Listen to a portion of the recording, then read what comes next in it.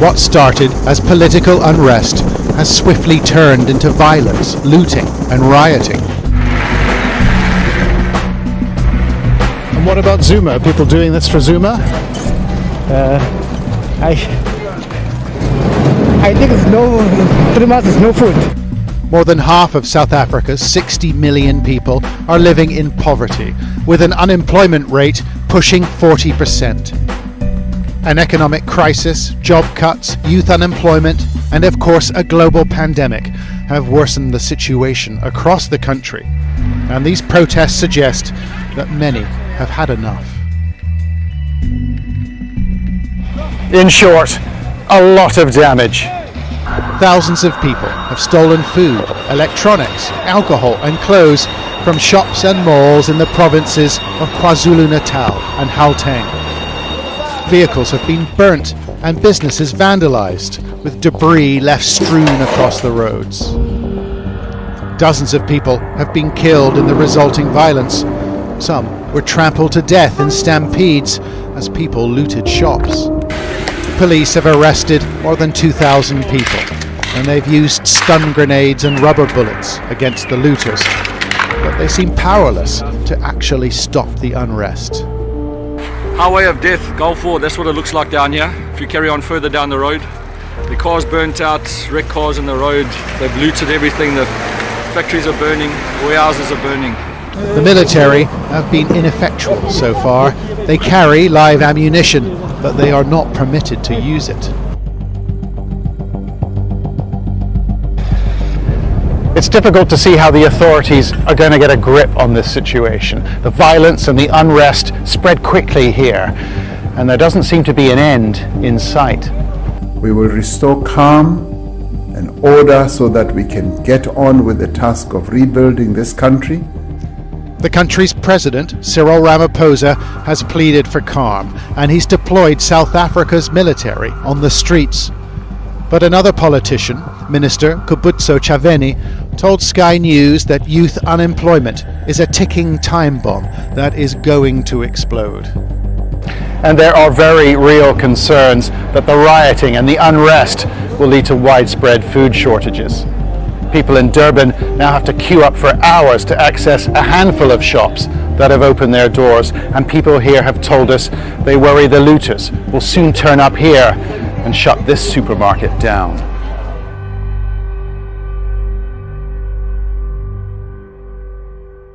Plan to make the world a better place. The 17 Sustainable Development Goals are focused on improvement and longevity and are a focal point of UN Week in New York City. Additionally, a number of summits provide the opportunity for world leaders to cooperate in achieving these global goals. So what exactly are the world's biggest problems? Well, first and foremost, poverty is an inescapable issue for nearly all developing countries. Roughly 1 in 7 people around the world live on less than $1.25 a day, and nearly half of the global population lives on just $2.50. While about a third of the world's poor are located in India, only 10 countries house 80% of the poorest people on Earth. Closely tied to poverty is the issue of hunger. Inadequate nutrition contributes to nearly half of all child deaths worldwide. And in regions like sub-Saharan Africa, 1 in 4 people are malnourished. As a result, nearly 800 million people don't have access to enough food to live healthy, active lives. Similarly, water and sanitation are absolute necessities. Yet nearly the same number of people without access to food lack access to water. And a third of the world's population risks disease by not having adequate sanitation. Another major issue for developing countries is a lack of educational opportunities. The UN predicted in 2011 that if all students had even basic reading skills, world poverty could be reduced by more than 10%. But illiteracy is an asymmetrical problem and affects considerably more women than men. Of roughly 780 million illiterate adults worldwide, 2/3 are female. As a result, women have considerably fewer opportunities, and it hurts a country's ability to progress economically without a fully educated workforce. This inequality is rampant and not exclusively relegated to gender. Economic inequality is also drawn along racial and social divides. Countries like Namibia see only a few thousand white landowners owning almost half of the country's agricultural land for a population of more than 2 million. In fact, land distribution has become an increasingly relevant issue. With man-made climate change, deforestation, and overfishing, the rapid environmental decline might be too late to reverse. Although organizations like the UN have implemented standards and worked to save forests, oceans, and the atmosphere, it continues to be a serious issue for the international community. The UN Summit's 17 global goals span from micro to macro and hope to contribute to solutions for the world's biggest problems. Through communication, training, and financial support, it's up to influential world leaders and average citizens to seek to improve the world. Archipelago. Shipping shots to hundreds of millions of citizens spread across more than 17,000 islands.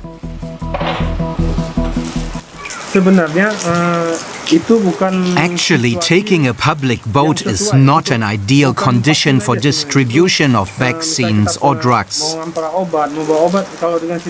It's just not safe to carry vaccines in crowded conditions. And the country's vaccination campaign is highly controversial. It prioritizes younger people over the elderly. The government argues they make up the bulk of the country's workforce. They're the breadwinners. Critics say the more vulnerable could lose out. Indonesia has topped 1 million coronavirus cases, and to clamp down on the soaring infectious rate, it's launched one of the world's biggest vaccine drives. But its strategy is contentious. The first shot in Indonesia's national vaccination program, President Joko Widodo getting the jab to inspire confidence among citizens. But the plan is already controversial, as it prioritizes younger people over the elderly. Even influencers have been put at the front of the line. They include Risa Saraswati, a singer and writer who's been vaccinated since last week. Along with health protocols, vaccination is one of the best solutions to the pandemic. So I hope that with vaccination, people who lost hope last year due to inaction and neglect will regain their excitement and join the vaccination drive. But older people are less than joyous. The vaccine hasn't even been tested on them yet. Although recent data shows that people over 60 in Indonesia are nearly 20 times likelier to die of COVID-19 than young people. It's boring just staying at home. Hopefully the vaccine will be made available to the elderly soon. For now, I hope that apart from protecting themselves, the young people who have been vaccinated will also protect the elderly and children who have not been vaccinated. The government justifies its vaccination priorities largely on economic grounds. We see that the majority of these young people are those who carry out economic activities in supporting their families. They are actors in economic activities, so we prioritize those aged 18 to 59. Meanwhile, the elderly tend not to do activities outside the home because they are not the backbone of the family's economy. The vaccination scheme has sparked debate in the community. I do not agree. The reason is because the elderly are the ones who need it more. I agree because there is no vaccine for the elderly yet. I don't think I agree because the older ones are more vulnerable than young people. The health ministry says the elderly can expect to start being vaccinated in March or April, when the BioNTech Pfizer and AstraZeneca Oxford vaccines arrive. So what happens to the elderly while they wait? What happens if they catch COVID? I posed that question to Dr. Harapan, who's based in Banda Aceh. So they have to stay at home and keep the social distancing, and also if they have the catch the COVID-19, our healthcare system is ready to treat them. I guess it's easier to keep an elderly person at home rather than a young person. But what makes you think this is the right strategy when the rest of the world is taking on a very different approach? Because the number of vaccines that arrive in the first phase is very short, and also the number of the proportion of the elderly in Indonesia is low compared to other countries, and also we have the crisis in the healthcare system. Therefore, we have to keep our healthcare worker first. We're already seeing case numbers fall in some countries as a result of their vaccination campaigns. Is your country already seeing results? Not yet at all. Not yet at all. We just started vaccination around 1 week ago, and then we are and also the number is still a very small proportion. So we haven't see any any decrease of the number of the COVID-19 in Indonesia. How much does logistics play a part here? I know it's very difficult to distribute the vaccine in Indonesia. Right now, we have 3 million vaccination for healthcare workers, and then we have to put them with the provincial health office, and then from provincial health office will distribute to the hospital and also the puskesmas in Indonesia. It is a big task. It is a hard task. And what about resistance among Indonesians? Is that a difficult task? I know Indonesia was the first outside of China to approve an emergency COVID-19 vaccine developed by the Chinese drug maker Sinovac, despite its low effectiveness. Does that worry people? It is a big problem here in Indonesia. Is the hesitancy not also with the general population, but also healthcare workers. But this is the thing that the government should take attention and then try to decrease the resistance from the people of Indonesia. And another factor that could see some resistance, what about halal vaccines because of your large Muslim population? So the halal is a must in Indonesia, especially for the Muslims. So all the vaccine that we have to take should be passed with certification from the Muslim Council. So all the vaccines should have tested by this organization. Dr. Harapan, thank you very much for joining us today. Picking up on the point of efficacy, all those numbers can be a little confusing. The team from our science desk decided to take a look at some of the rates and the history of vaccines. So, we've heard a lot about the efficacy rates of COVID-19 vaccines. US pharma firm Moderna says its COVID-19 vaccine is 94.5% effective. Pfizer-BioNTech COVID-19 vaccine has an efficacy of 95% in final trials. Russia's Sputnik V coronavirus vaccine trial shows encouraging results. But what does this mean in, the history of vaccines? Let's explain. The first ever vaccine was for smallpox. It was introduced in 1796. The disease was then declared eradicated nearly 2 centuries later in 1980. And the vaccine was 95% effective in preventing smallpox. Measles, 97% effective. But in spite of the strong vaccine, measles continues to spread. Looking at you, anti-vaxxers. Polio has nearly been eradicated, and the vaccine is 99% effective. The flu vaccine is a tricky one, as the virus mutates regularly, so people have to get flu shots every year to help protect against the most common strains. Generally, the effectiveness of the flu shot hovers around 50 to 60%. When scientists started work on COVID-19 vaccines, the World Health Organization said it would accept a vaccine efficacy of just 50%. So, with these recent phase 3 clinical trial results showing vaccines that have north of 90% efficacy, we have lots to be hopeful about. Well, yes, but... I knew there'd be a but. Just because the results have been good so far, that doesn't mean we can instantly go back to life as we knew it. Not everyone will be able to get vaccinated. That includes people whose immune systems are compromised or weakened by existing conditions. And it will take a while to get vaccines to everyone who can be vaccinated. So, masks and social distancing are the way it's going to be for a while yet. And now over to our science correspondent, Derek Williams. He's been looking into your questions on the coronavirus. Is the British strain of COVID-19 really more deadly?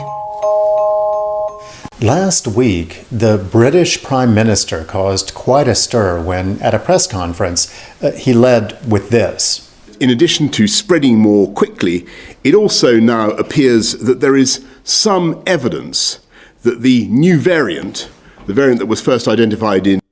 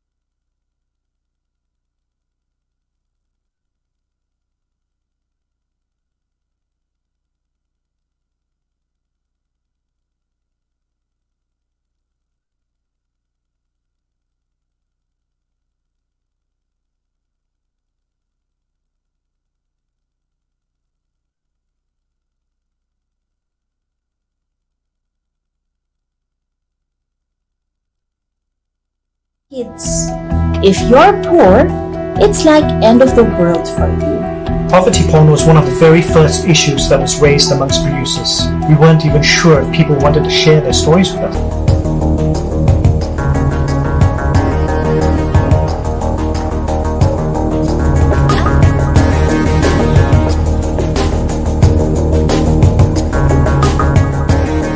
While the pandemic does touch every part of society, the effects on the poor are far greater.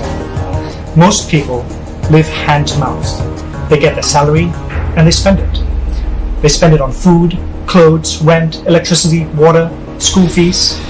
They don't have that extra money tucked away for a rainy day. When you don't know where your next meal is coming from, you don't worry much about the disease. They cannot afford hand sanitizer or proper mask. They put themselves in danger catching COVID-19 because they have a choice. They have to work, either their family can eat or not. As simple as that.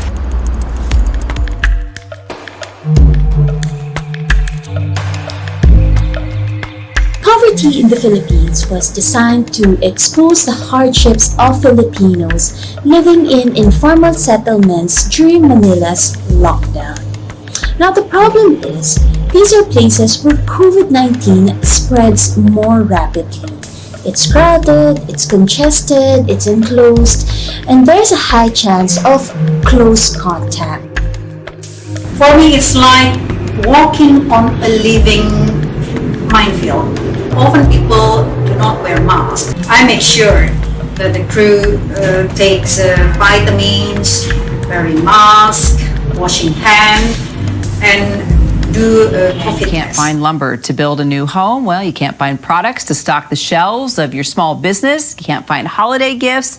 Well, it's all because of the global supply chain crisis that's happening right now. It's an economic fallout from the pandemic. And President Biden announced a package of measures to hopefully break the logjam and get things moving again. Our Kaylee Hartung is in Los Angeles and has been on this story. I just spoke with the International Longshoremen and Warehouse Union leaders who tell me some of these containers have been here for weeks. Some of these companies are using this dock space just like a warehouse and can't move their product. They need truck drivers to show up. They need orders to be put in to get these goods onto the highway and into stores. You know, President Biden has announced his strategy to try to solve this crisis, announcing, among other things, that he wanted the Port of Los Angeles right here to be open 24/7. He wants so many pieces in the supply chain puzzle to be operating 24/7, including UPS and FedEx, stores like Walmart.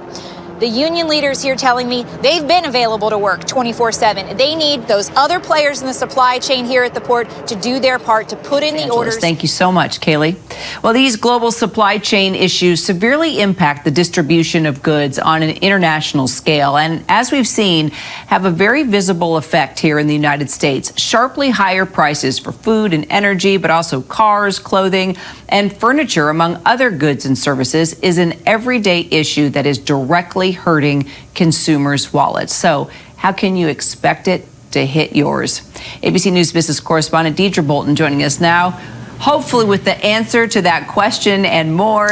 Deidre, give us the big picture, okay? How will the price hikes from the shipping backlog that we're watching, and Kaylee explained, affect the pricing on everyday essentials that people need from day to day? I mean, I'm already seeing it when I go into various stores. Empty shelves, higher prices. It's right in front of our face.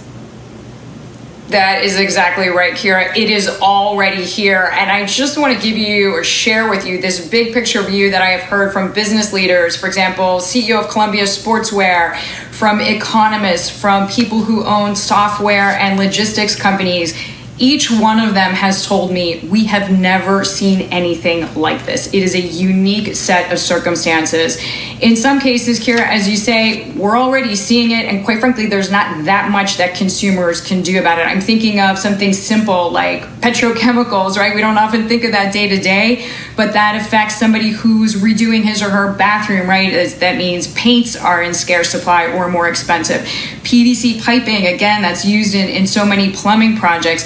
So for those kinds of big goods, really just patience is important. And most consumer advocates tell me, listen, if you see something that you think is fairly priced for a project that you need to do, just buy it because maybe it won't be there in a month, or maybe it will be at a much higher price. Food-wise, you alluded to that as well. A lot of people that I've been speaking with here locally say the best thing to do is to buy local. If you can go to a farmer's market, if you can go to a store that is sourced by local providers, that should help contain some of the costs in that those truck drivers are not moving cross-country or to a different part of where you are, and that is one way to manage at least food costs. Kira. That's actually great advice. I mean, I'm all about supporting the local farmers. And Biden is pushed for double production from domestic companies now to offset the global production chain issues. There's also a labor shortage that we're facing in the United States. We've talked about that. How do we navigate this, economic so-called tug-of-war? It's really difficult, Kira, because even when you see companies that are trying to bypass certain supply chain problems, so I'm thinking of Target, I'm thinking of Walmart, they actually went out and chartered their own ships to get their own goods over here so that when people want to do their holiday shopping, that they don't see empty shelves, the ones you were talking about. But even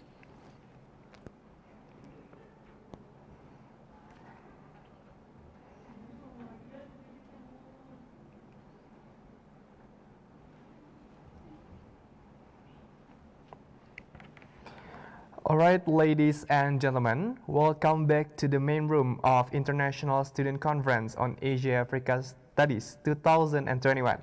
Thank you to all participants who have given their best effort in presenting in the parallel session.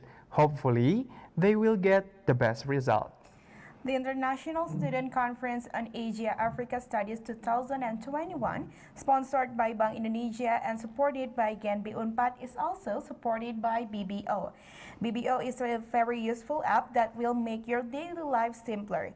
For those of you who are seeking for new job opportunities, whether it's a part-time job or a full-time professional job, or you are looking for an internship program that matches your skill set, BBO Jobs is the right place for you to make that happen.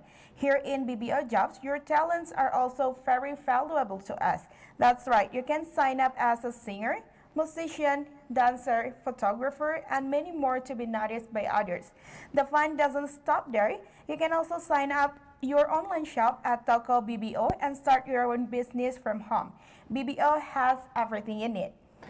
Right, ladies and gentlemen, to recover power before entering the next series of the plenary session, there will be a break for 50 minutes. But before that, let's watch our sponsor video.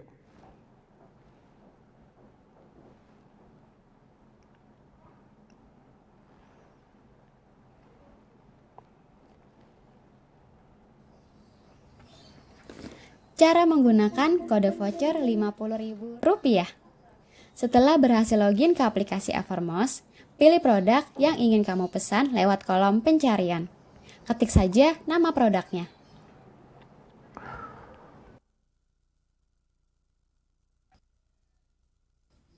Setelah itu, klik produk tersebut, kemudian pilih variannya.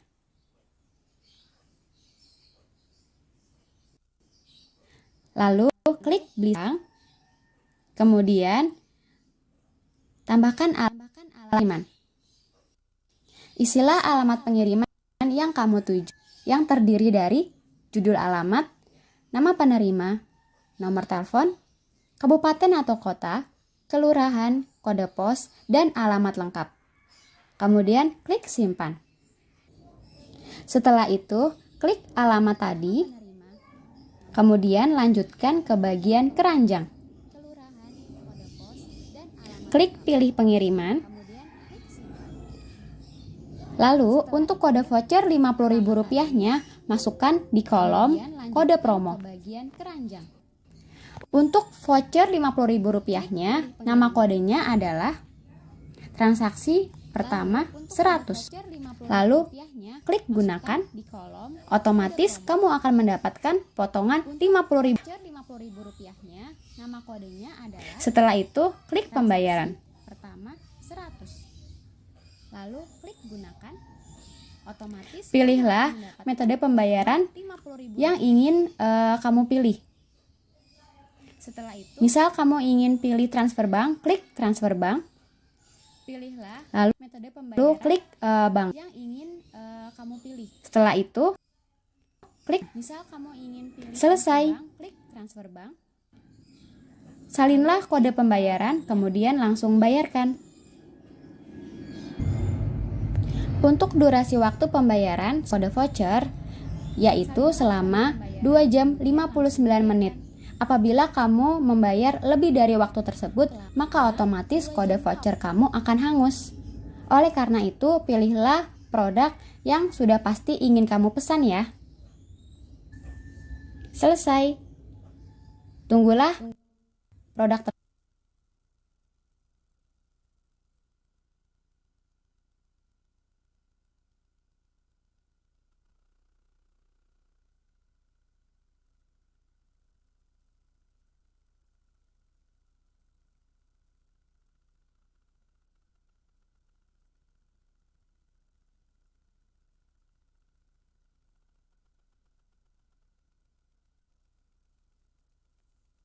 For the break session, participants are expected to enter the Zoom at 14:15.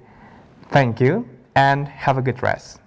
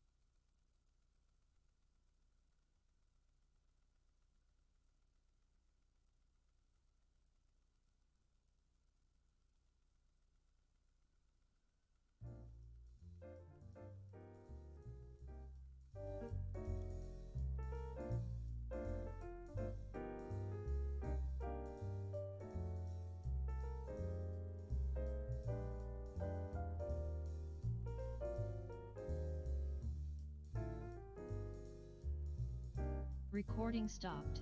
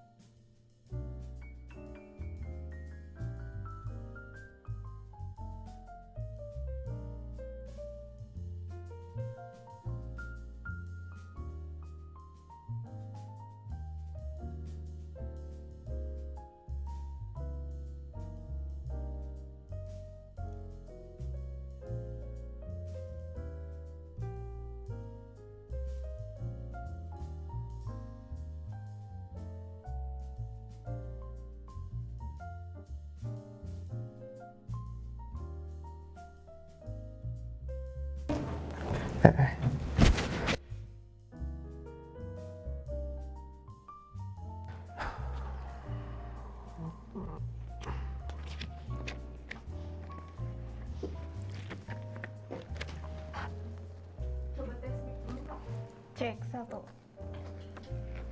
Cek 1 2 3, cek. Cek. Oke.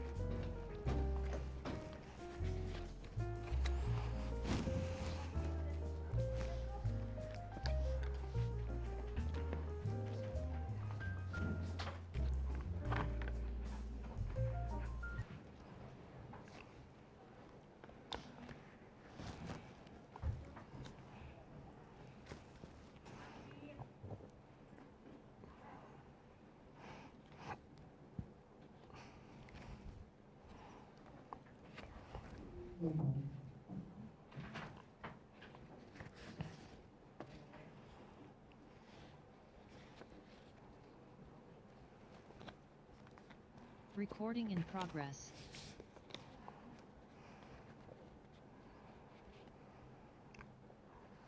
All right, welcome back participants. Thank you to all participants who have returned to the main room.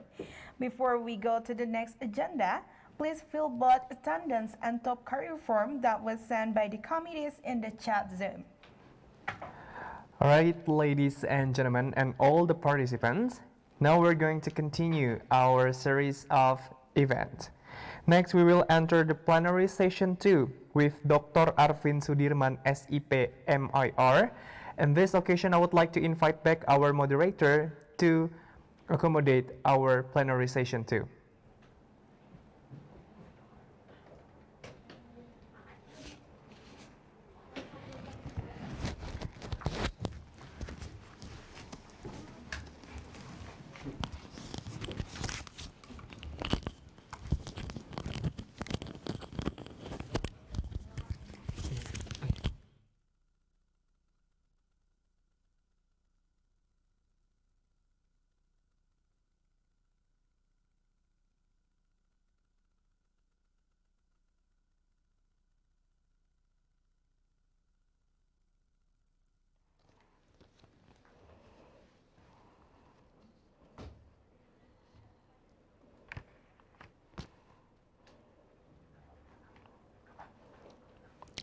Thank you to the participants of the International Student Conference on Asia-Africa Studies 2021, sponsored by Bank Indonesia and supported by GENB, for the availability to keep up with today's series of events.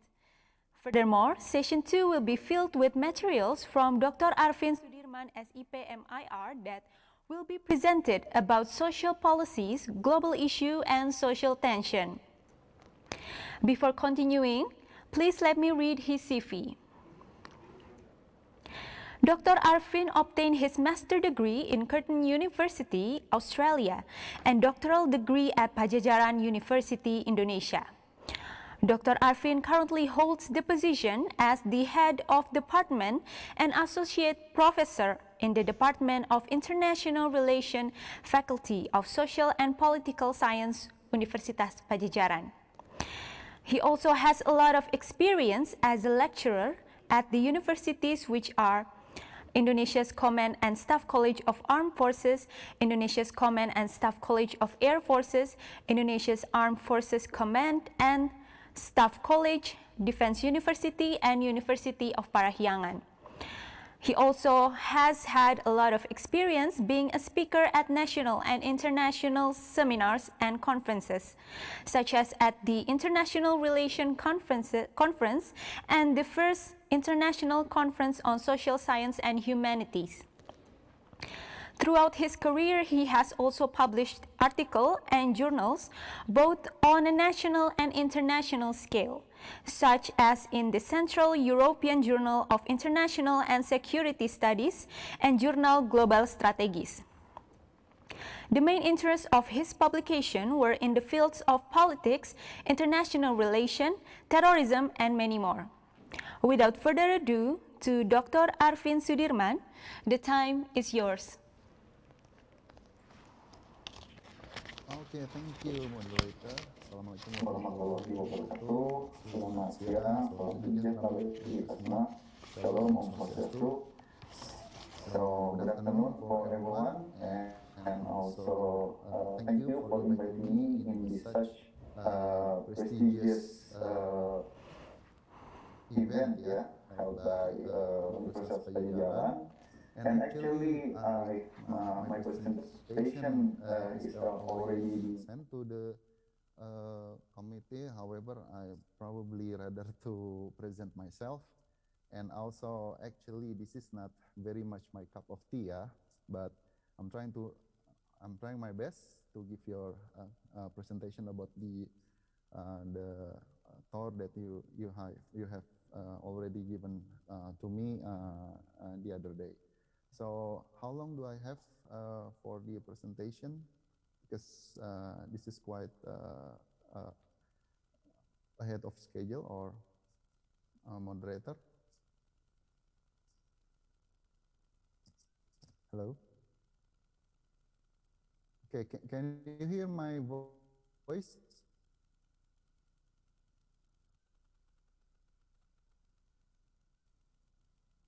Minutes for the presentation.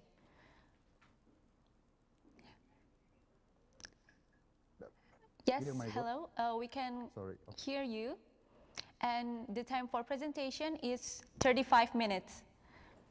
Okay, 35 minutes. This is my signal apparently quite unstable, but let me know if you guys cannot hear when I'm talking. Okay, so this is my presentation on this session. It's about the health security and social tension in Asia Africa region as written in the term of reference that given to me the other day. So my presentation as an introduction, of course we all know that COVID-19 actually has never been happened to us, even in my generation, right? So this is kind of wake-up call for all of us as a global disruption, as a game changer for all of us, especially you guys, students who happen to unluckily experiencing this kind of threat. And then also, despite the previous spread of global disease, but COVID-19 is actually more global than this kind of global disease, such as HIV, SARS, and avian influenza, but this affects more globally than the previous disease that happened probably in the last 10 to 50 years. And also, what kind of lesson learned that we have to pay attention regarding this issue is that business as usual approach has failed to contain the pandemic and potentially will widen the gap between developed nations and lower the development countries. So this is the thing that we need to discuss on the issue, and then also this is the main idea that why social tension still continues to rise. Even there's been a global pandemic occurs at the moment. So if we take, I mean, my background is a security studies that happen to have a lot of experience in studying and researching about security issue. But most of the security issue that I've been studying, most of them are predominantly talking about the traditional security issue. So non-traditional security issue, which means as a non-military issue, kind of like behind other than the national security or state-centric issue. This is because all issue that relates with security must be relevant to the how state provide security and use their forces or their power to provide their security in form of police forces and also military issue. But however, according to Peter Forey, for instance, actually a lot of security policy that has been given to the or has been imposed by the state authority perceive victim against the stability of the national security with the states that probably more of authoritarian political ideology rather than more democratic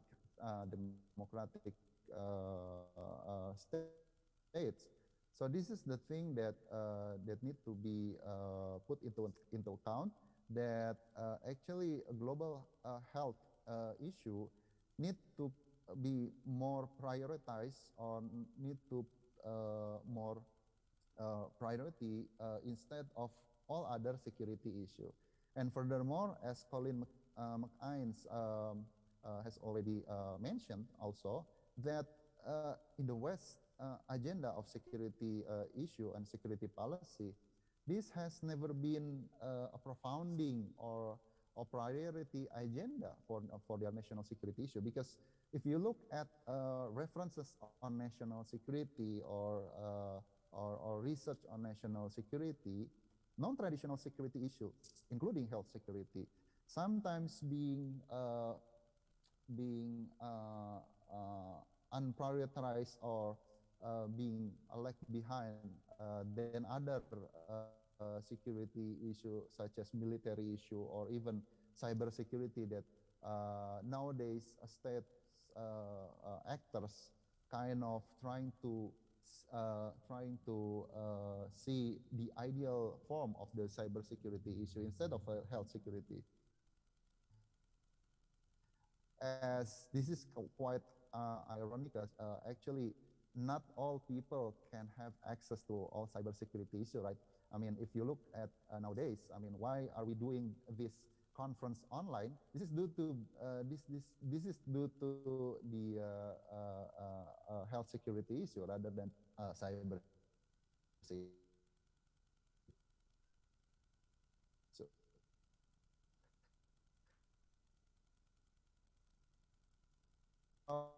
This is also security issues such as social tension or unemployment or even riots or even instability in the world. Okay, so this is my internet connection is quite unstable. Okay, can you still hear me? Hopefully, okay. So this is our data that I obtained from the internet just a couple days ago, that actually these 20 countries saw the highest of violent conflict in 2020, while at the same time COVID-19 is actually still happening.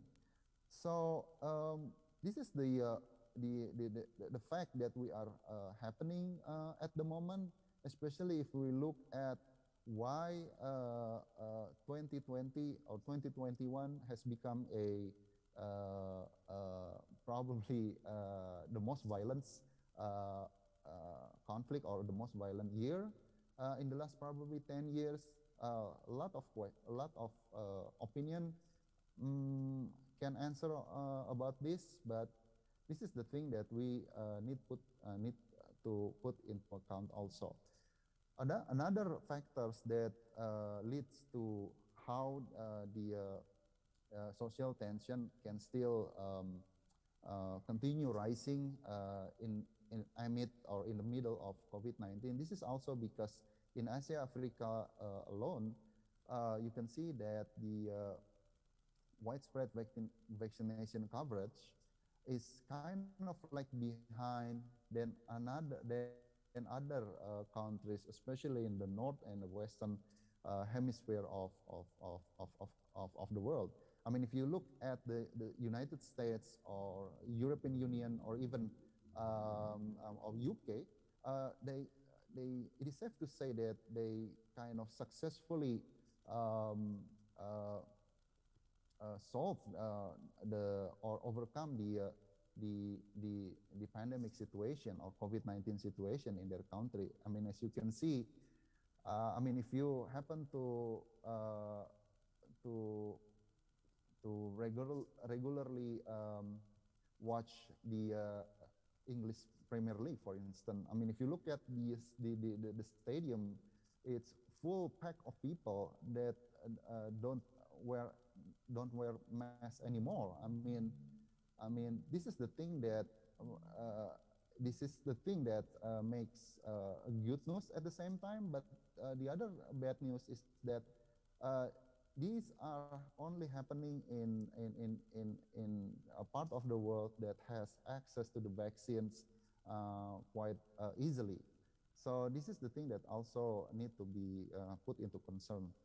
And then, as you can see, Asia-Africa region kind of lag behind other than part of the world, particularly on the western part hemisphere of the world. Such you can see it here in the data that probably or most likely Asia-Africa region kind of started probably fully recovered from COVID-19 pandemic in the early 2023, which is probably it's still a year ahead or probably 2 years ahead, of course.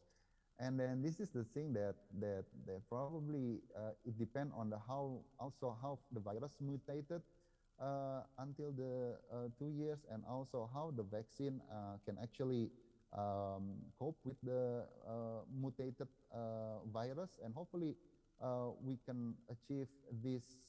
We can cover the global pandemic of COVID-19 probably earlier than 2023, because of course all of us kind of gets boring with this situation, of course, right?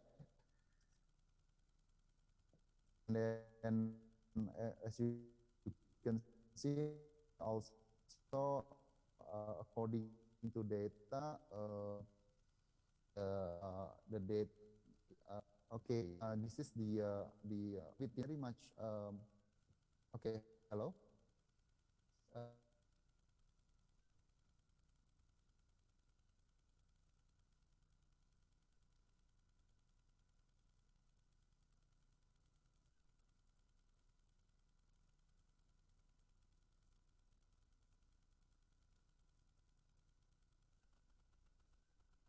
I think this is the data from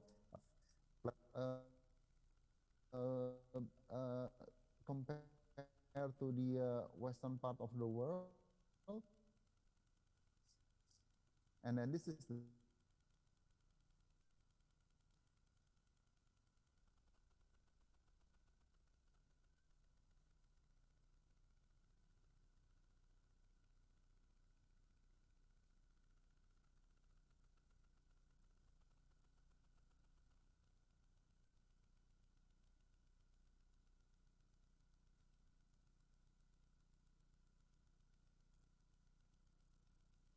Okay, sorry about that.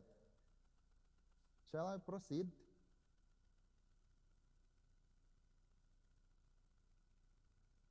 Hello, moderator.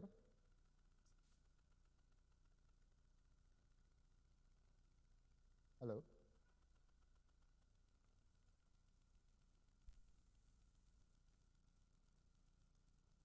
Okay, moderator. Can you still hear me?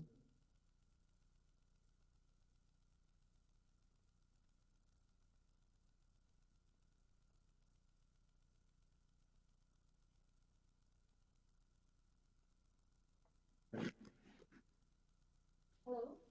Hello, moderator. Yes, I can hear you clearly. You can continue the presentation. Okay, thank you. You can still see my PowerPoint presentation, right? Yes. Okay, so this is the COVID-19 vaccination rates. As you can see here, according to data, Asian African region kind of lag behind compared to the western side of the world. And then what consequences that brings to this region? Of course, it brings to the another social tension or another threat that relates to the human security issue in this region.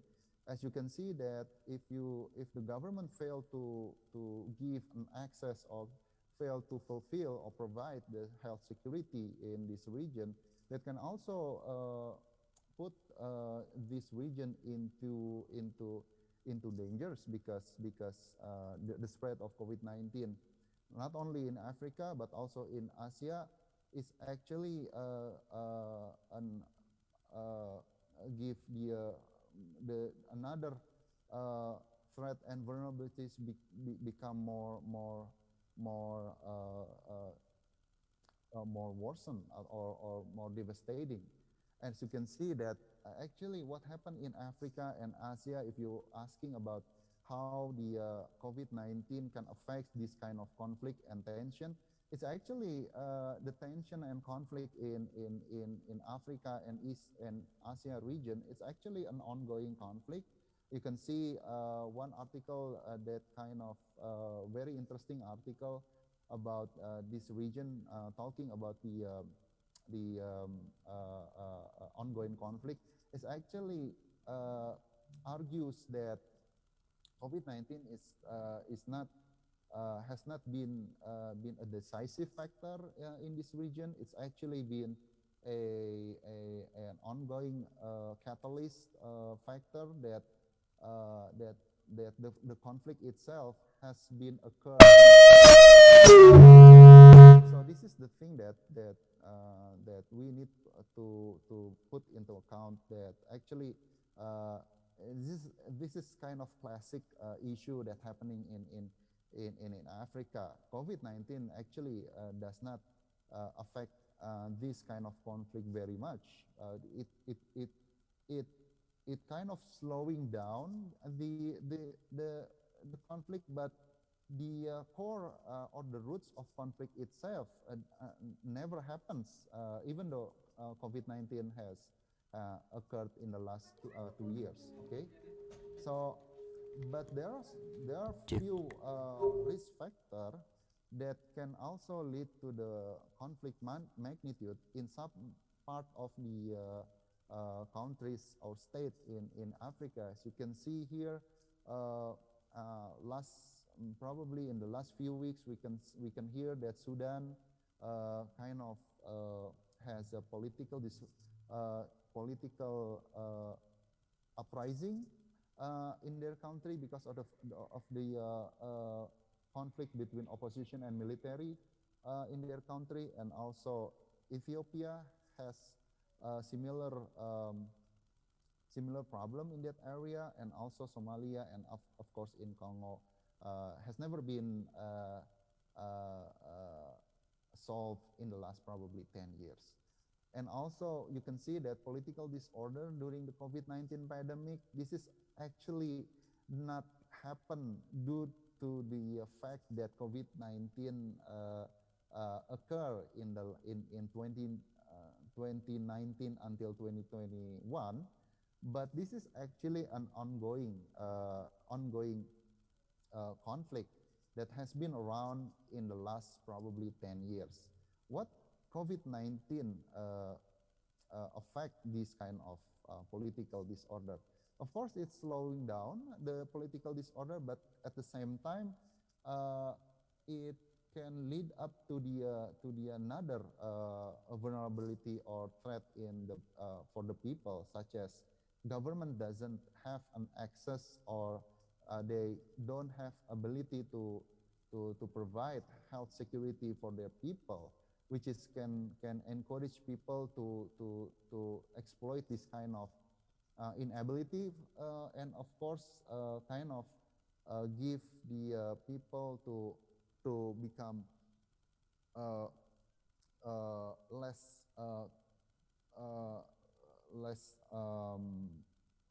trust to the government. Okay, so, and of course, if you can see that a lot of article that's been arguing about what happened after the 2021 or 2022 COVID-19, pandemic can cause to the world order,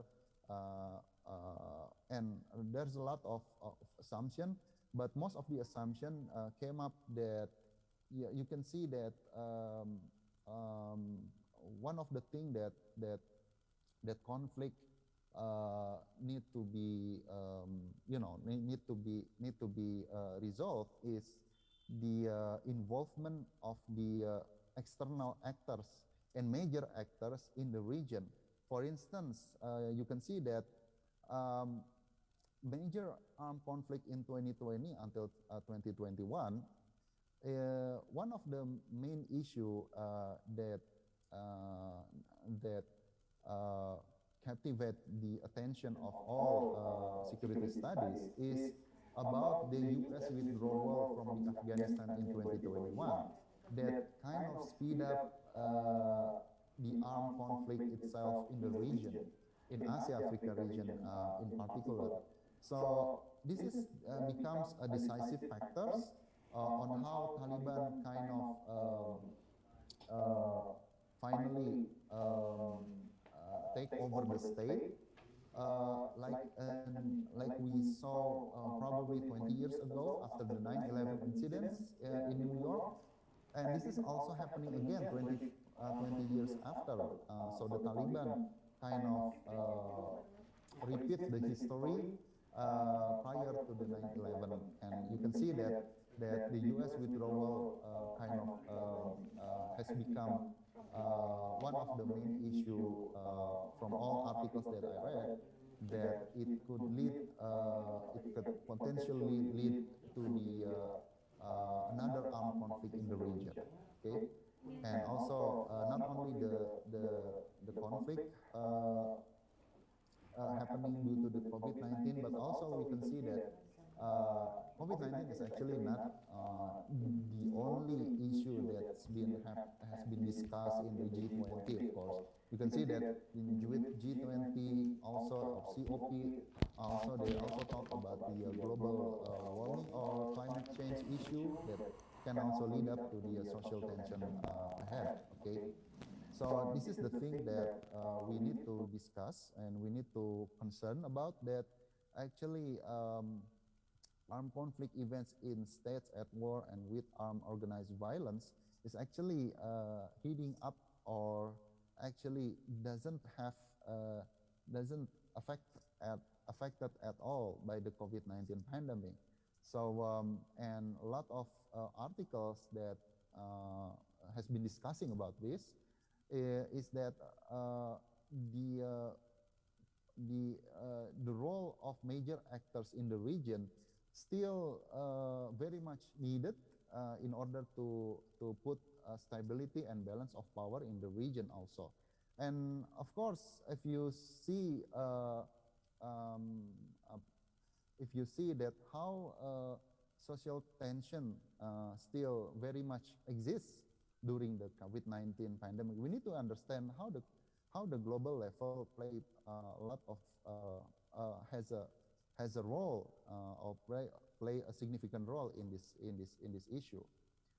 So the first thing is that you can see that, I mean, if we're talking about how nowadays world order, or we can say that international system very much shaped between these two major actors lah. Although we can see that China, from U.S. perspective, still probably left behind from Russia in terms of nuclear weapons. But again, China, aggressive rising power, especially in the region, both Asia and Africa region, catch attention by the U.S. government, and they see that U.S. status quo in this region kind of degrading by the role of China, by the role of or the existence of Belt and Road initiatives in this region. Okay, so you can see in the last probably 2 months, you can see that AUKUS alliance, military alliance, has been established by the U.S., Australia, and UK. this is a kind of indicators or this a sign that has been given to the China that this region belong to the US and its allies. Okay, so this is the thing that we need to comprehend. And also health security, of course, it's a transnational threat.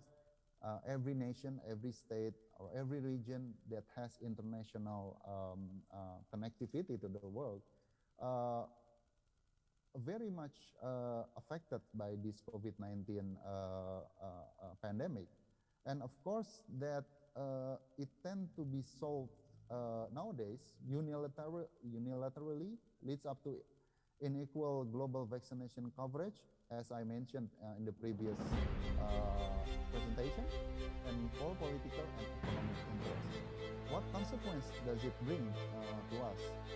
It creates a greater technological and economic interdependence between core, semi-periphery, and periphery states. This is the term that only used by Immanuel Wallerstein to display or to picture about, to illustrate the world system theory. So you can see that core countries such as the UK or the Western countries or even the US has a lot of technological advantages about the vaccination production, and all of the countries must have an access to those technological advantages that most of the semi-periphery and periphery states that most located in Asia and African countries has to endure. And then that's the thing that we need to kind of build a more independent vaccination program. But this is quite a long way to go, because of course we all heard that the cure of the COVID-19 has been developed at the moment, and then hopefully it can solve the problem that we are facing at the moment. Okay, so this is the thing that need to be put into concern. Okay, creating greater technological and economic interdependence between core, semi-periphery, and periphery state. But this also become more interesting. It's that there's an opinion about the technological and economic interdependence by the West, as actually China has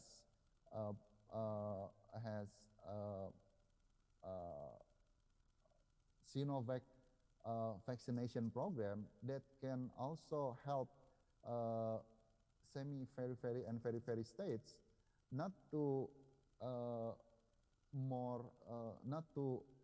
rely solemnly to the Western states. So it's kind of an idea or a notion that the Chinese or the China can actually substitute Western or the United States or even UK vaccination program.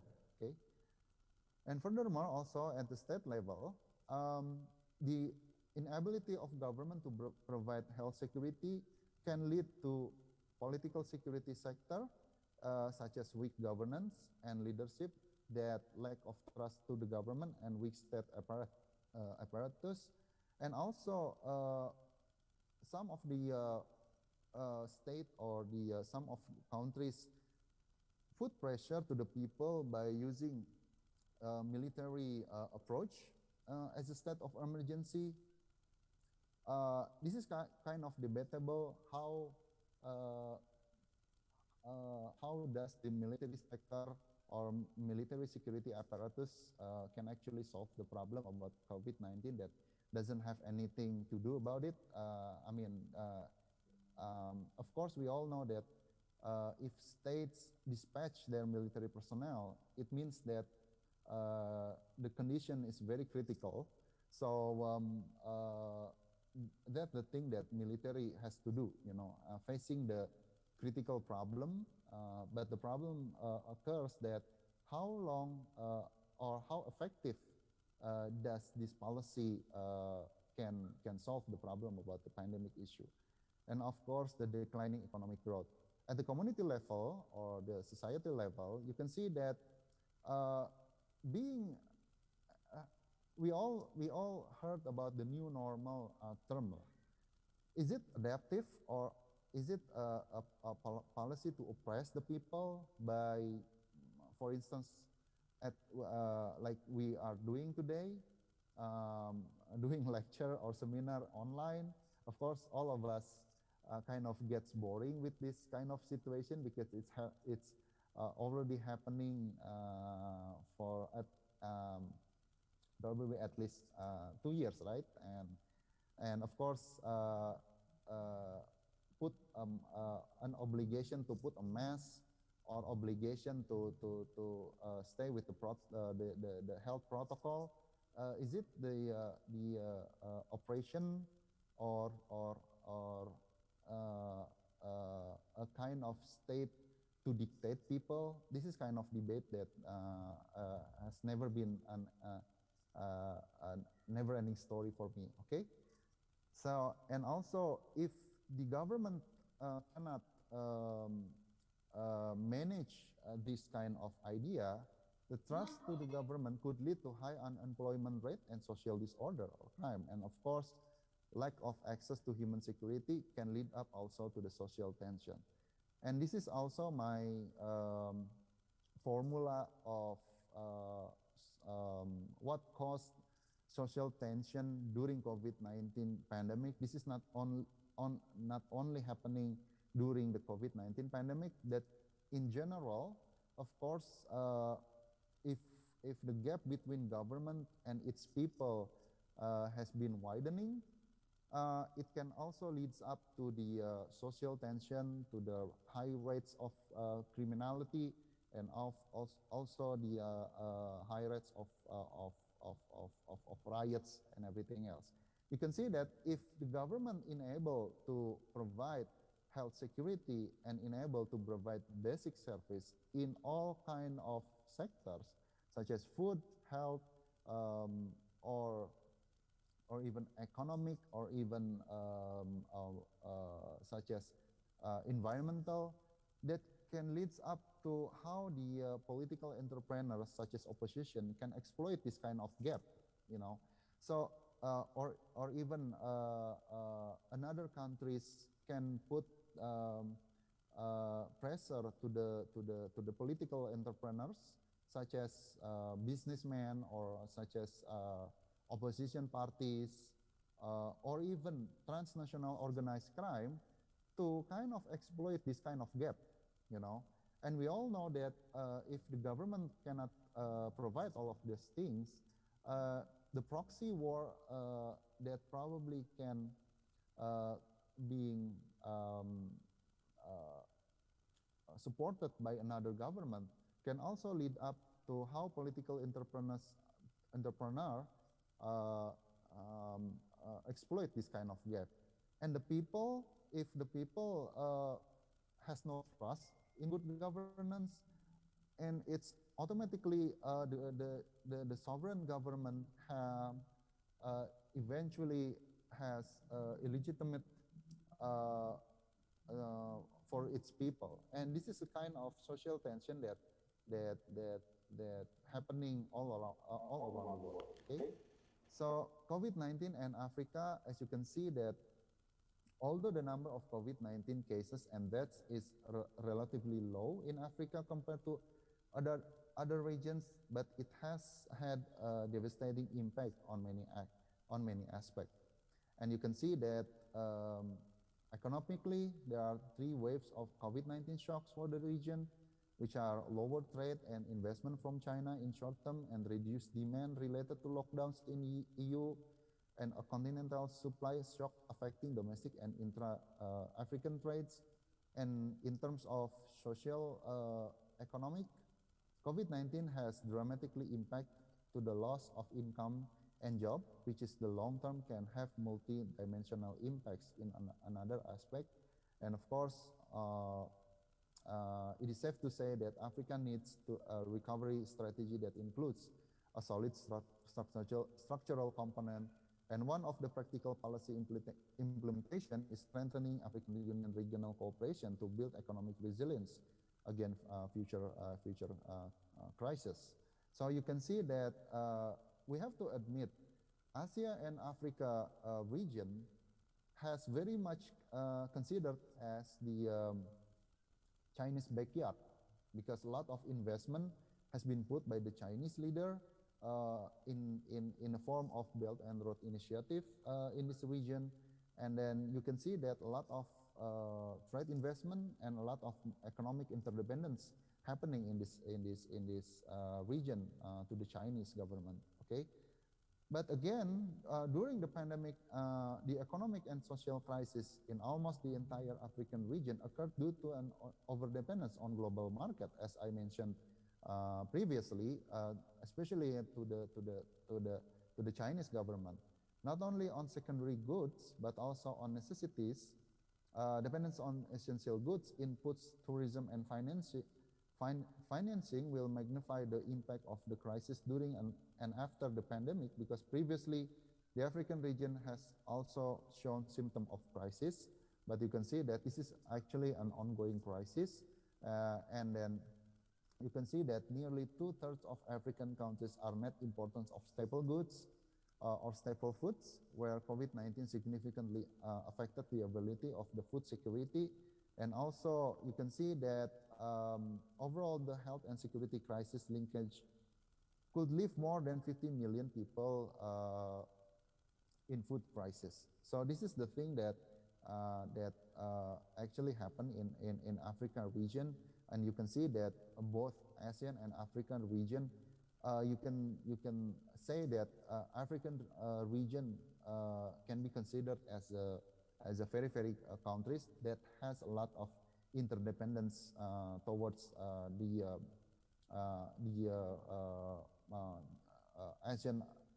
Asian countries, and also particularly the Chinese government with its Belt and Road initiatives. And how about how Indonesia can or play a significant role in solving the problem in Africa? Of course, as you can see that we receive a lot of credits from international community on how Indonesia can speed up the pandemic because of the vaccine of the Sinopharm and Sinovac SIM in the last probably 6 months, if I wasn't mistaken, that it can be considered that Indonesia has the highest rate of the COVID-19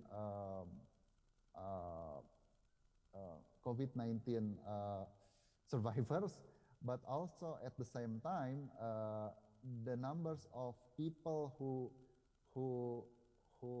actually killed or the fatality rate of COVID-19 in Indonesia kind of lower in the last 6 months. This is due to the vaccines program that being imposed by the government. Although we have to admit, not all people can benefit from the vaccine, because a lot of people still affected by has severe symptoms of COVID-19 symptoms, even though they have been vaccinated. Okay, it depends on the individual itself. Okay, so how Indonesia commits to boost Africa's post-pandemic? Okay, 3 minutes left. How Indonesia commits to boost Africa post-pandemic recovery? Okay, first of all, Indonesia is very optimistic and more than ready to cooperate and boost Africa's economic recovery after the devastating COVID-19 pandemic. This is according to our Ministry of Foreign Affairs. And Indonesia is confident of forming a solid partnership between Indonesia and the African region, and ready to cooperate with government and other stakeholders in African countries to pursue common goals, especially in the economic and health field. And as of course, this is also part of our basic of our philosophy of our foreign policy on how we can boost the Asia-Africa community as part of our hallmark of foreign policy. And then this is happened to be our most priority, our first agenda on our foreign policy. And then of course this is from one of the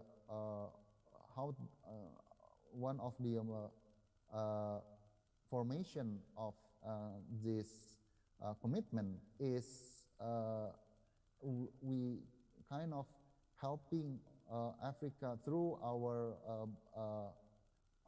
biopharma and also our company to fully support Africa-Indonesia cooperation to solve this kind of problem, of course. And of course, and also in UN high level on open debate on peace and security in Africa in 2021, Indonesia delivered three key points in addressing root causes of conflict while promoting post-pandemic recovery in Africa. Firstly, Indonesia support cooperation between the UN and AU or African Union in the form of concrete action and ensures full implementation of agreements in many conflict cases in Africa.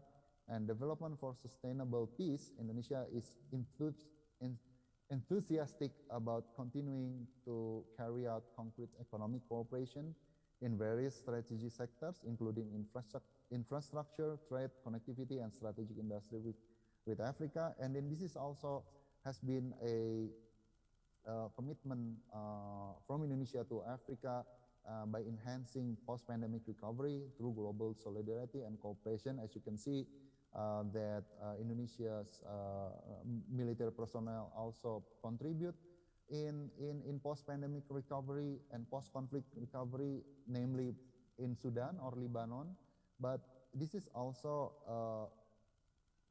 part of how Indonesia can contribute to give access of vaccination to Africa as essential element to fight this pandemic. Okay, so a lot of commitment has been conducted by Indonesia, including how COVAX Advanced Market Commitment Engagement Group as a multilateral platform where Indonesia has the honor to be one of the chairperson. This is the kind of a positive or the gate of Africa to have an access to the global vaccination program. So, and prior to COVID-19, Indonesia and Africa had collaborated in the health and economic fields. And of course, as you can see that a lot of example can be mentioned about this. And then this is the objective of Indonesia contributing to Africa is simply about how Africa countries can have an access to COVID-19 vaccination program. That's probably in the previous time probably Africa has lagged behind. And of course, okay, my presentation has running out of time. Okay, so that's it from me. Thank you. And I am more than happy to answer a question from you guys. Thank you.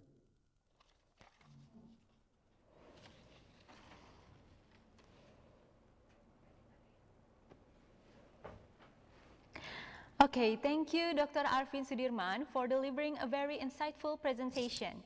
Now, please let me highlight several key points regarding the topic which has been delivered by Dr. Arvin Sudirman. So, COVID-19 is more global than previous disease. Also, The business as usual approach has failed to contain the pandemic and potentially will widen the gap between developed nations and least developed countries. Global health needed to be prioritized than other security issues such as military issues. And then there are 20 countries such as Afghanistan and Yemen, which has the highest level of violence conflict in 2020, while still in the middle of COVID-19 pandemic. Asia and Africa still haven't overcome the COVID-19 pandemic by giving a vaccine coverage, where in this region probably started to fully recover from COVID-19 in the early 2023, while other countries in the West will be projected to be recovered in the late 2021 or in the mid of 2022. And so what are the consequences of the problem to the Asia and Africa region? It is actually increasing the threat and vulnerability of the people. Also, risk factor, conflict magnitude in Africa, for example, in Sudan, where there is a conflict between opposition and military. Also, U.S. withdrawal of Afghanistan, where Taliban take over the state, is one of the main issues that potentially increase an armed conflict in the region.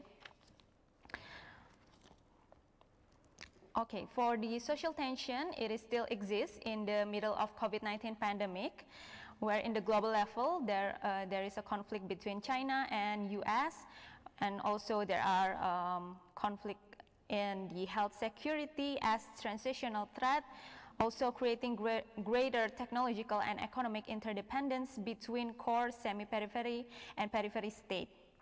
In the state level, there are inability of government to provide health security leads to political security sector, weak governance and leadership, which cause a lack of trust to government and weak state apparatus. And then military security sector, as well as declining economic growth. Okay, so the cause of social tension during COVID-19 pandemic, if the government are unable to provide health security and unable to provide basic service, then there will be a gap that will be exploited by political entrepreneurs, and then the people will not eventually trust the government. Okay, so I think maybe that's all for the conclusion. Now it is time we begin the question and answer session, which in this session accommodates 3 to 6 questions from the Zoom meeting. We invite those who want to ask to fill in their names and institution in the chat. Then we will invite the selected questioner to turn on their mic and camera if necessary. Also, I would like to add more. If you want me to read your question, then you can just write in your name and institution and then underscore the question.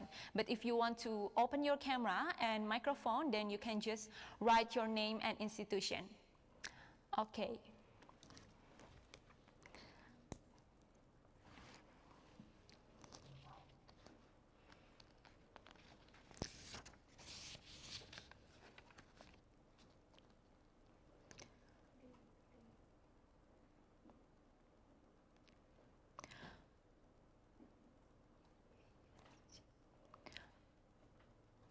Okay, so we have the first question from EASC from Mahendra. The question is, for Iscaas, our paper analyzes about vaccine apartheid phenomenon in Africa using the human rights perspective under the framework of international law. We conclude that the vaccine apartheid is caused by the inequality of vaccine distribution around the world. In prior, rich European countries are hoarding the vaccine and leaving poor African countries its leftovers. What are your views about this phenomenon, and what are the solutions to address this vaccine inequality in Africa, considering there are several African countries that have incompetent governments and are facing armed conflict on a daily basis? The COVID-19 Pandemic is surely a double trouble, even triple trouble for Africa. Hence, it seems impossible for Africa to overcome this pandemic without foreign assistance. The feedback would be a great addition to our research. Okay, to Dr. Arfin, you can answer the question. Okay, this is very good and also insightful question. Actually, vaccine apartheid,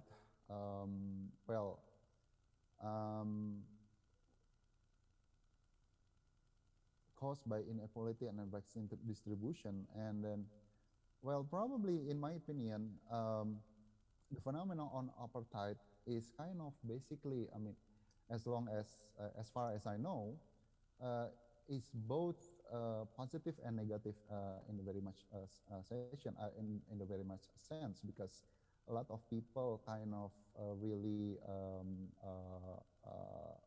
miss those kind of situation about apartheid, but at the same time, apartheid kind of reducing the value of human rights in not only in Africa but all around the world. But of course, if you're saying about the phenomena of vaccine apartheid, yes, it kind of hinder or obstruct the access for the people of Africa to gain access to the vaccine, and also you can see that it's kind of a very much inequality for the people of Africa to face this kind of situation, and the solution to address this vaccine inequality in Africa, of course, we need to boost more or to embrace Africa countries in a lot of schemes, such as the Conference of Asia Africa, for where post-colonial countries such as Indonesia or even ASEAN has to put more effort to give access of vaccine to the African countries. As you can see, that Africa is actually the largest continent in the earth, and probably the oldest continent in the earth also. But again, a lot of people kind of put secondary policy or has a lack of interest in this continent. I mean, a lot of study has been given to the Africa, which shows the unique of Africa itself compared to the western part of the world. But again, for me, it seems that to overcome pandemic situation in Africa, all international community has to involve in this region, and we need to put a humanitarian intervention in this continent, including Indonesia also. As you can see, that Indonesia has very much contributed to the peacekeeping force by the UN in this region, but most of the time it's sometimes hindered by the fact that a lot of countries in Africa kind of reluctant to receive or to accept this contribution by the international community. This is the thing that need to be solved in the multilateral level, such as in the UN, and also we need to have a constructive partnership with the African Union, for instance, by using ASEAN regional forum, or even another forum that involve another region to kind of give special access of vaccine to to Africa, to African region. Hopefully that can answer the question. Thank you.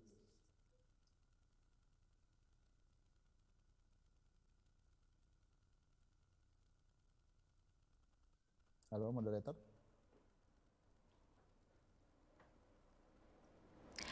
Okay, thank you so much, Dr. Arfin, for the answers. We hope that it will answer fully your questions. And then move along to our next question from Priscilla from UNPAD. She said, "Thank you, sir, for your presentation. My question is, as you said in your presentation that most of countries in Asia Africa will be fully covered in the early 2023. Is there a correlation between social tension like political issues and vaccination system in Asia Africa countries particularly?" Okay, thank you, Priscilla. To Dr. Arfin, you can answer the question. Okay, so one of the things that really interesting me about the correlation about social tension and political issue, and also the pandemic, not only the vaccination issue of the system in Asia Africa, is that there is a notion about how political ideology can affect how the countries overcome the pandemic. And there's a lot of debate about this, which is, I mean, if you happen to read Farid Zakaria's book on the 10 lessons of the pandemic world of COVID-19, you can see that at the same time, for instance, China, presumably as the first when the first virus of COVID-19 originated, as you can see in Wuhan, it's actually being why it has become globally widespread from Wuhan to another part of the world. It's because the Chinese government, who has an authoritarian political system, has a lot of what do you call it, contribution to this pandemic, because it kind of put the pandemic or does not perceive the COVID-19 as potentially a global threat, you know. So if you happen to heard about the Wuhan incident, how the wildlife consumption can lead up to the mutation of the virus, the COVID-19 virus, it's actually very interesting in how the wildlife consumption or wildlife industry in China has very much contributed to the communist political parties. And as a consequences, you can see that all the authoritarian countries, for instance, China or even North Korea, never considered this pandemic as a threat for their countries, and also, but at the same time also, if they finally perceive it as a threat for their national economic and national security, it can easily be resolved, because in China's government, since they're very much communist and very authoritarian rule, so the people which originally from what do you call it, people such as grassroots level of people until the highest level of politician, comply with what being obliged or imposed by the government so easily, unlike democratic government in all around the world. For instance, in Indonesia, you can see the since we are very much democratic country, you can see that a lot of people kind of, if they are not willing or are not unwanted to be vaccinated, it's their own willing, and the government cannot do anything about it. You know, as probably you can see in the early years of COVID-19 pandemic in Indonesia, there's one guy who were very phenomenon in Bali who kind of voiced the conspiracy theory about the COVID-19, and eventually he kind of believed that COVID-19 is actually exists. It can happen in democratic countries such as Indonesia, but it never happens in authoritarian countries in China. So hopefully that can answer to your question. Thank you.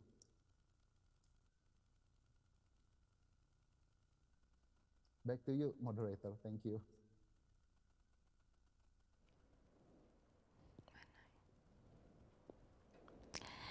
All right, thank you so much, Dr. Arfin, for the answers. Now let's move to the last question from Aiman from University of Indonesia. Thank you, sir, for the accelerating presentation. It certainly expands my knowledge of this very topic.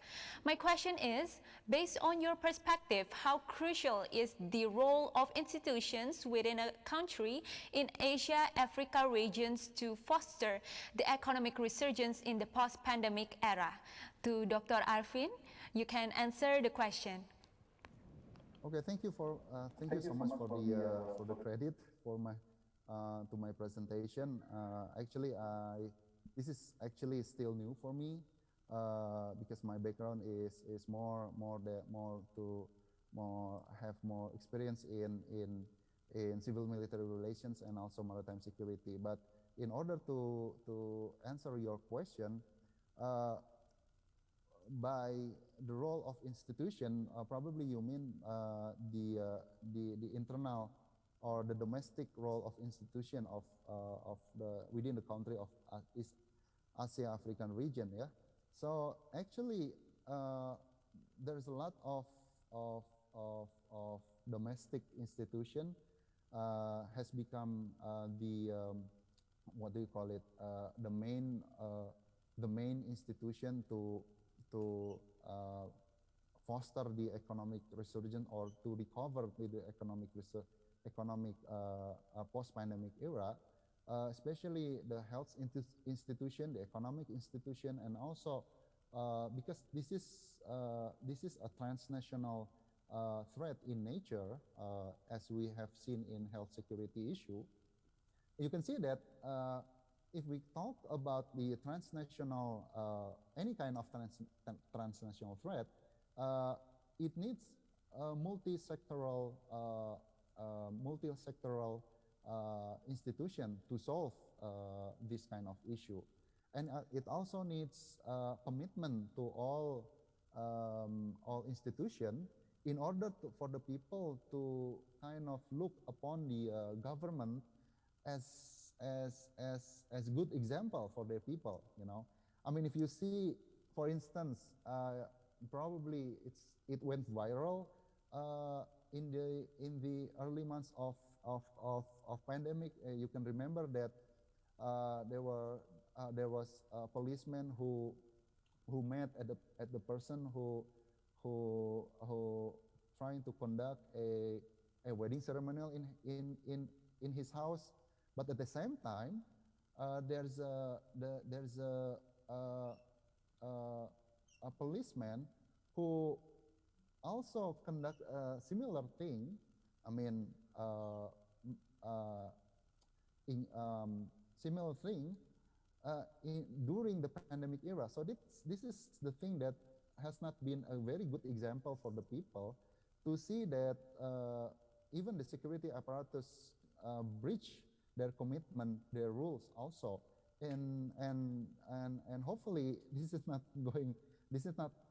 happening again in the future, because bad example can lead to pessimistic or even can lead to pessimistic people, because if the government cannot comply with their rules, with the rules that they have already imposed, what's the point for the people to also comply with their rules, you know? So this is the thing that need to be, the key points is about the discipline of all people, not only the security apparatus, but also the people, and the security apparatus or even the government have to give a good example for the people in order to recover economic in the post-pandemic era.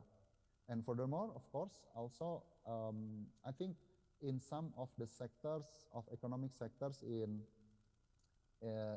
Indonesia and also in Asia and Africa, some of the sectors can still lead up to can be running in a normal scale, but at the same time, I think the vaccination program can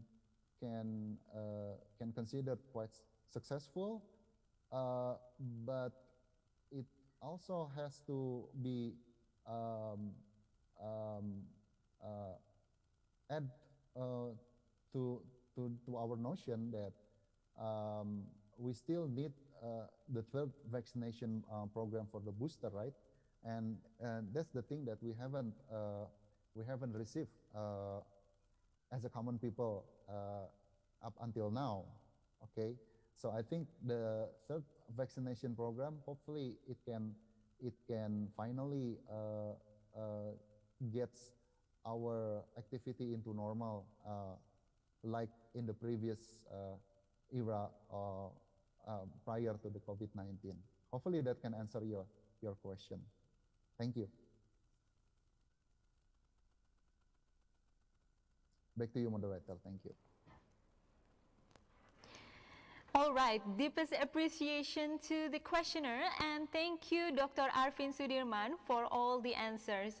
Next session is the certificate awarding session to the Head of Economics Department, Faculty of Economics and Business, Pajajaran University, Mrs. Fitri Hastuti, SA, MSc, PhD, is welcome to give the certificate and give us some words. Thank you very much, our moderator, Mr. Dr. Arvin Sudirman. I would like to thank you for your excellent and fruitful presentations, and we are delighted to have you as our speaker today. And now we would like to present Dr. Arvin with a certificate as a token of our appreciation, and we hope you will gladly accept it. Thank you, Dr. Arvin, and we apologize for any inconvenience, and we hope to have another chance to invite you to our other event in the future. Once again, thank you, Dr. Arvin. Thank you, hatur nuhun, terima kasih. Sami-sami, Dokter. Terima kasih, Dokter.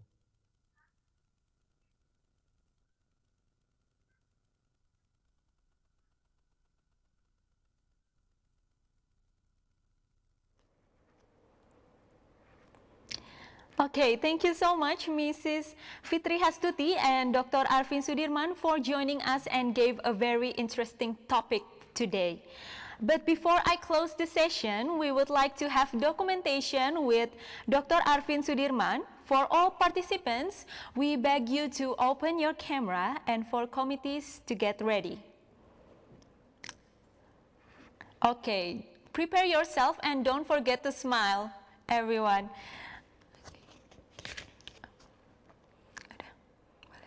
Okay, I will start counting. Okay, 1, 2, 3. Smile. Once more. 1, 2, 3. Okay, thank you so much. We have arrived at the end of the plenary session in the International Student Conference on Asia Africa's 2021. We would like to say thank you to all the speakers for bringing such an interesting and informative topic to us. It is a pleasure for me to be a moderator in the plenary session of the International Student Conference on Asia-Africa Studies 2021, sponsored by Bank Indonesia and supported by GANBI. I am Shania Putri Azaria. Thank you and stay safe. I'll go back to you, MC. Good afternoon, everyone.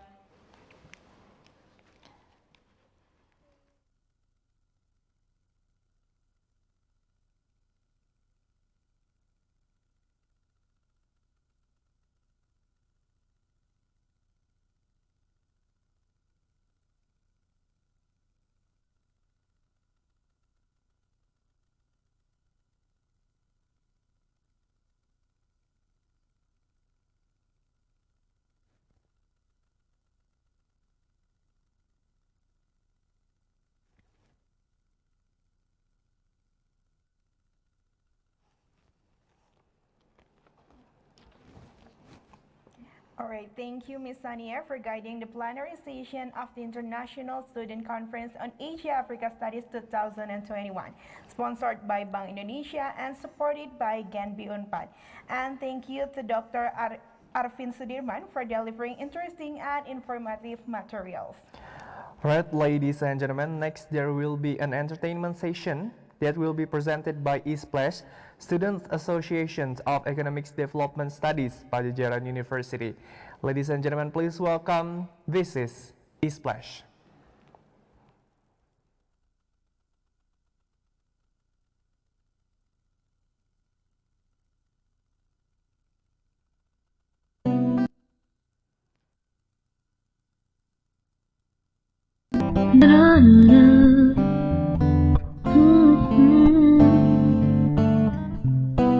You came into my life unexpectedly. You saw my imperfection, yeah, you saw who I am. Through all my insecurities, you stood by me. So I love you for the peace that you bring to my soul. High and low, I've searched. You're the only one for me. You're my person, you're my home. You are real, you're my earth. You're a million other things that you don't even know. You're my sun, you're my rain. You're that twinkle in my eye. Oh, I wish you find you sooner so that I can love you longer.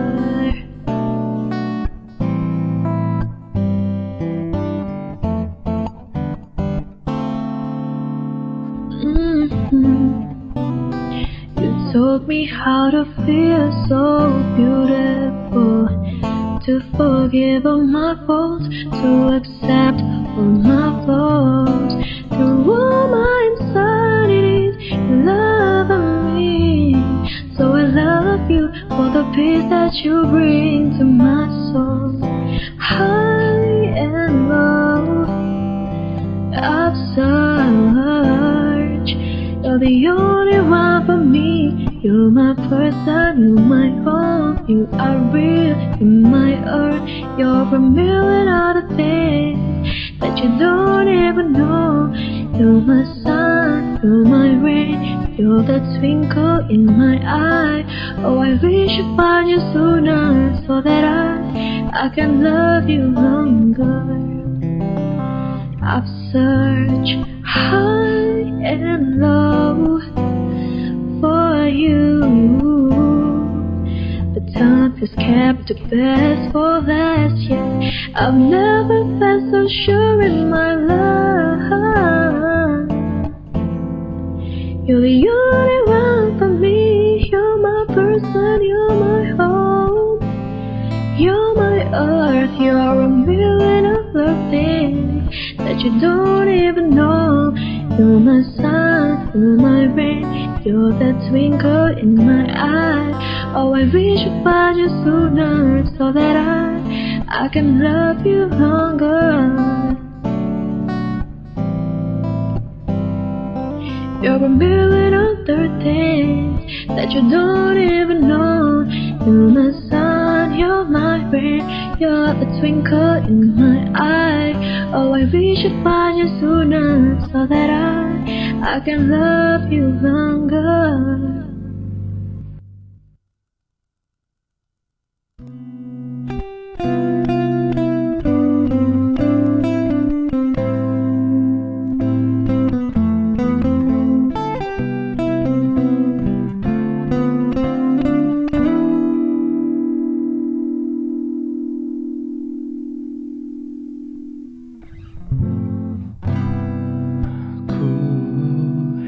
Yang tak akan melepaskan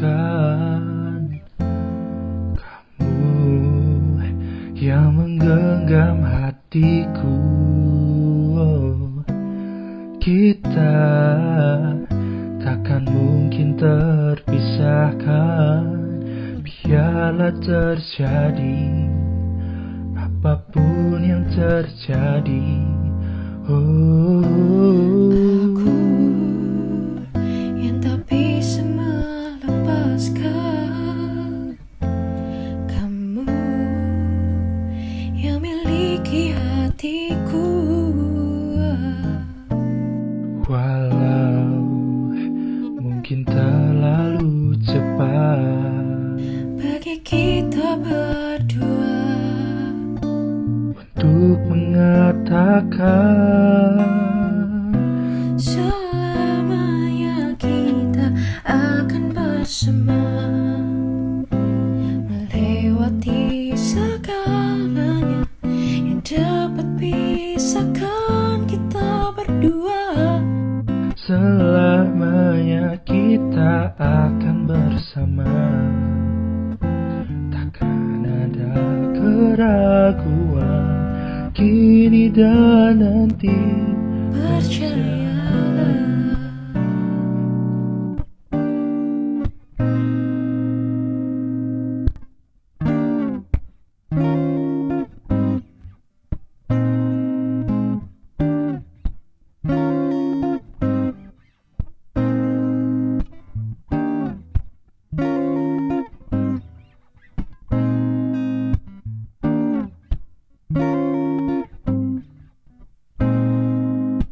Sometimes when I'm with you, I just get that feeling inside.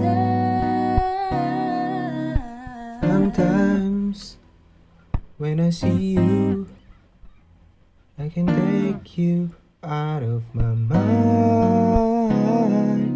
Every day from the sun rising up till the night falls. Give my all just for you, 'cause you're all I'm dreaming of. Nothing else I need you to do. You should know by now that I feel so good somehow inside.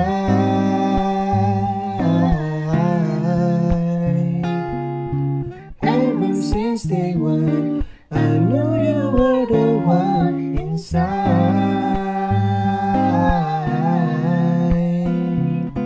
Every kiss, every touch makes my heart feel so fine. Every kiss, every touch makes my heart feel so fine. Every kiss, every touch makes my heart feel so fine. I'm in heaven.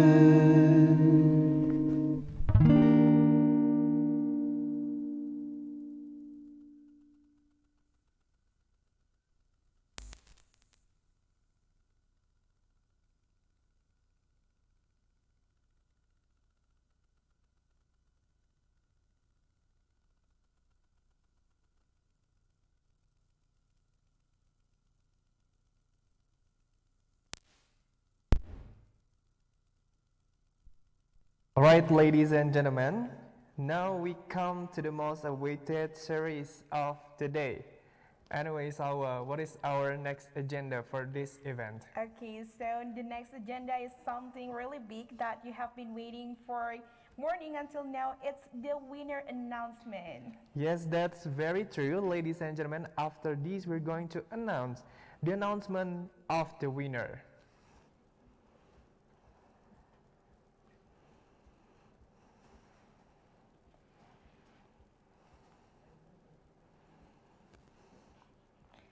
All right, so the first category is the best networking theme.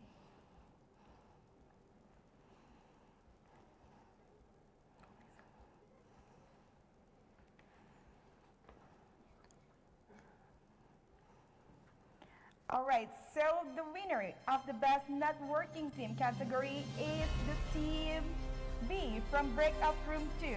This breakout room consists of the teams Ikoreal from Universitas Padjadjaran and Opportunity Cost from Universitas Gadjah Mada. Once again, congratulations to the teams B from the Breakout Room 2. Alright, we would like to invite Mrs. Fitri Hastuti as the head of Economics Department, Faculty of Economic and Business, Padjadjaran University, to give certificate and to give some words to the winner. Okay, thank you very much.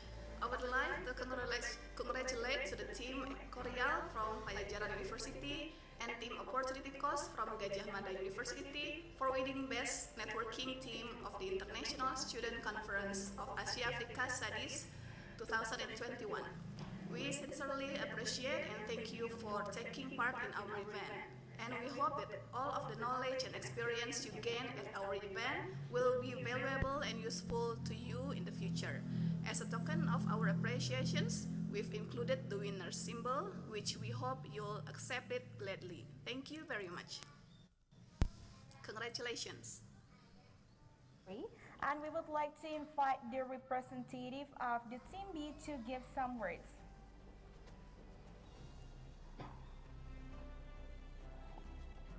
All right, we would like to invite the representative of the Team B to give some words.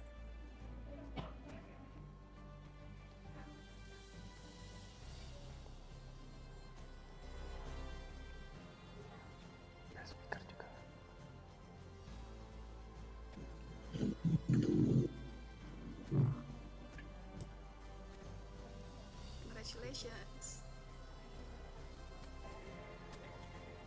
Speaker juga. Speaker ngomong kayak tadi nggak? Iya juga.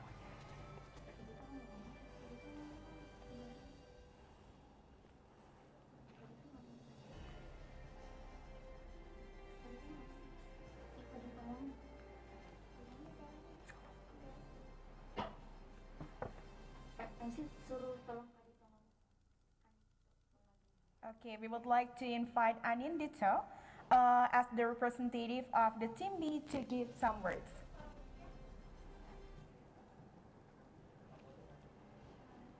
Okay, I want to say thank you for all committee, also Ms. Fitri for the opportunity to our team to win this competition in networking session. Thank you very much. I think that's only. I'm very excited. Me and my team are very excited. Okay, thank you. All right, congratulations. And we would like also to invite. All right, congratulations. And we would like also to invite Erica as the representative of the Team B to give some words.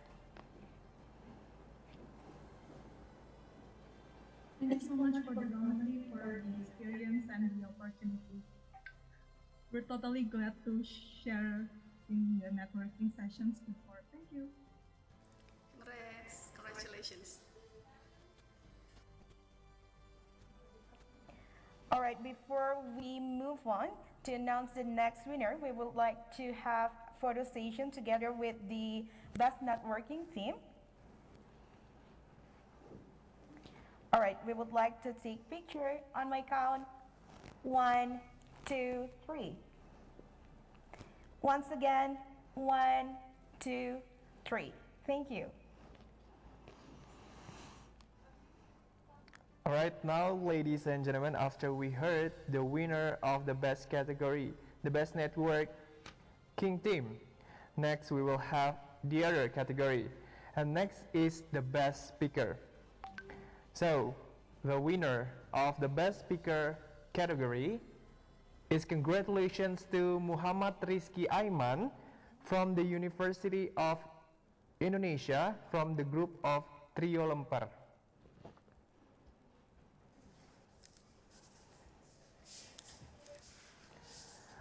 All right, I would like to invite Mrs. Fitri Hastuti again to give the certificate to the winner and give some words. Okay, congratulations to Muhammad Rizky Aiman from Team Trio Lemper from University of Indonesia for winning the Best Speaker of the International Student Conference of Asia Africa Studies 2021. We appreciate and thank you for participating in our event, and we hope that all of the positive you gain during our event will be very much valuable and useful for you in the future. And as a token of appreciation, we've included the winner symbol, which we hope you'll accept it gladly. Thank you very much. Congratulations, Muhammad Rizky Aiman.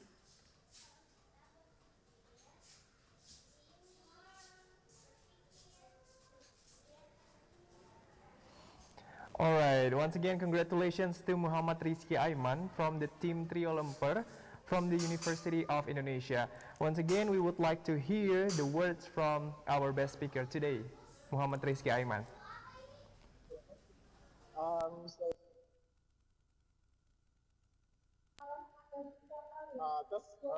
I clear? Hello? Okay, I just want to say thank you to the committee and the judges for the amazing experience that I get today. I'm sorry for the unconducive backgrounds because I'm currently in travel mode. So, yeah, and I also want to give a big shout out to my teammates, Renaldi and Paris. Thank you so much for you guys' hard work. And yeah, overall, I just want to say thank you. Okay, congratulations once again. We're going to take a picture, so be ready for Muhammad Rizky Aiman and Mrs. Fitri Hastuti. We would like to take a picture.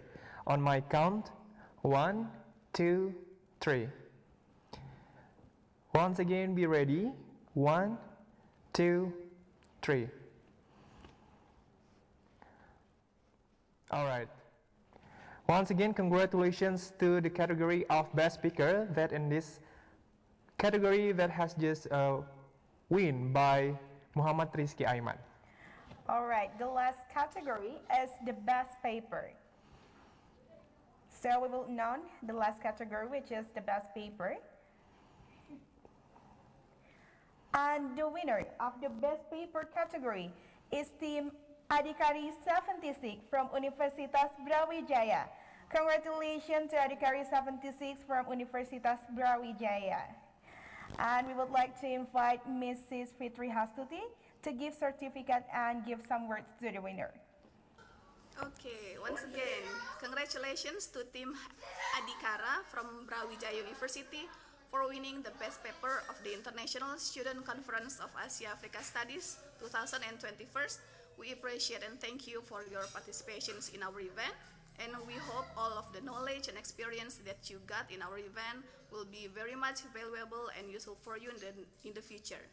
And here, the winner symbol is as our appreciations, and we hope you can take it gladly. Thank you.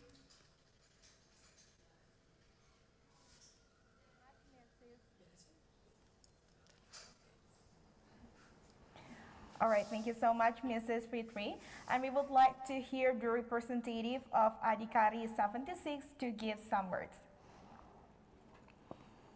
Okay, thank you very much for all the judges and then also Mrs. Fitri Hastuti and all of the committee. Actually, I'm really this is very surprised because before we can imagine it that we can accept the achievement. Thank you very much for all. Thank you. Okay, congratulations once again.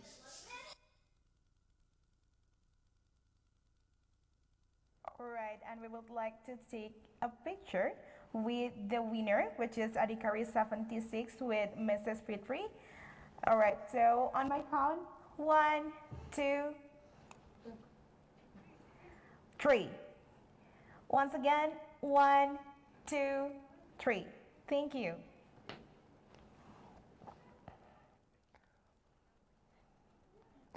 Alright, now ladies and gentlemen, and also Salwa, now it is the time for us to announce the most awaited category. So, the most awaited category is the Grand Champion.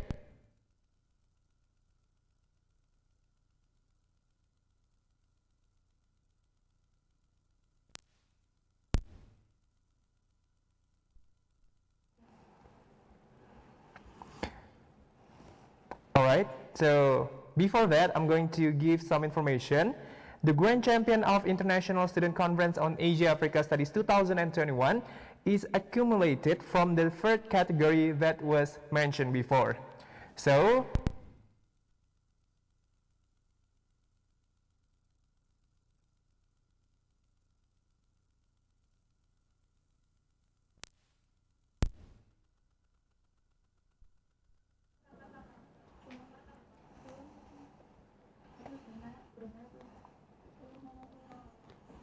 alright.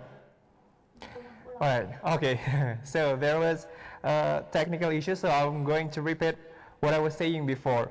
So we come to the most awaited category, and this category is the Grand Champion.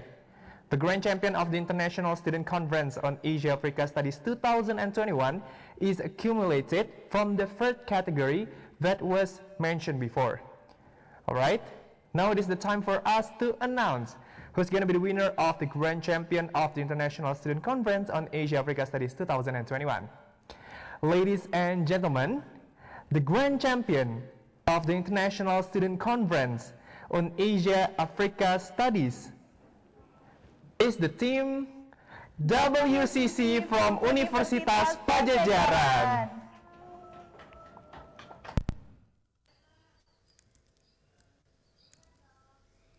Congratulations to the team WCC from Universitas Pajajaran for winning the Grand Champion of the International Student Conference of Asia-Africa Studies 2021. We appreciate and thank you very much for your participations in our event. And we hope it will be very beneficial for you. And we hope you can join our next event. Thank you. And here the winner symbolized as our appreciations. Hope you can take it gladly. Thank you, Ms. Fitri, for the appreciation, and we would like to thank you to all of the crew, committee, and all of the participants for having fruitful discussion. And we would like to see you again in the next session, in the next event. Thank you very much.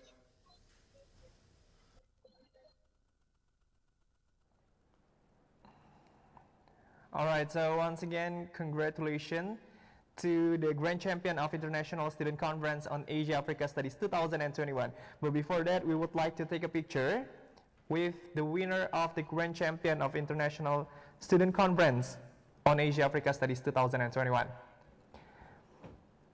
All right, so be ready on my count. 1, 2, 3. Okay, once again. 1, 2, 3.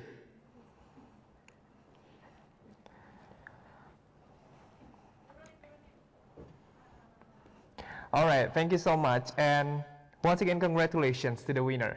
All right, ladies and gentlemen, the International Student Conference on Asia-Africa Studies 2021, sponsored by Bank Indonesia and supported by Genbi, has come to its end. Yes, that's very true. Once again, thank you to all of the participants who have participated in the International Student Conference on Asia-Africa Studies 2021 event. Today's event is supported by BBO. BBO is a very useful app that will make your daily life simpler. For those of you who are seeking for new job opportunities, whether it's a part-time job or a full-time professional job or an internship, you can, BBO Jobs is the right place for you to make that happen. Here in BBO Jobs, your talents are very valuable. You can sign up as a singer, musician, dancer, photographer, and many more to be noticed by others. The fun doesn't stop there. You can also sign up your online shop at Toko BBO and start your own business from home. BBO has everything you need. All right, ladies and gentlemen, we would like to congratulate to all the winners. Congratulations on winning the prize. Also, we would like to congratulate to all of the participants of the International Student Conference on Asia-Africa Studies 2021 for successfully doing their best today. We hope today will bring something new to each one of you. As a part of the International Economic Student Competition, this event is sponsored by Bank Indonesia, Genbi Unpad, BBO Indonesia, Top Career Indonesia, Grab Indonesia, Global Millennial Group, and 5 Studio Unpad. Alright, ladies and gentlemen, before you go, please fill in the evaluation form that was sent by the committee. Alright. Ladies and gentlemen, I am Wildan Febrian. And I am Salwa Sakina. As the Master of Ceremony said goodbye and resigned, have a nice day and stay safe. See you at the International Student Conference on Asia-Africa Studies 2022.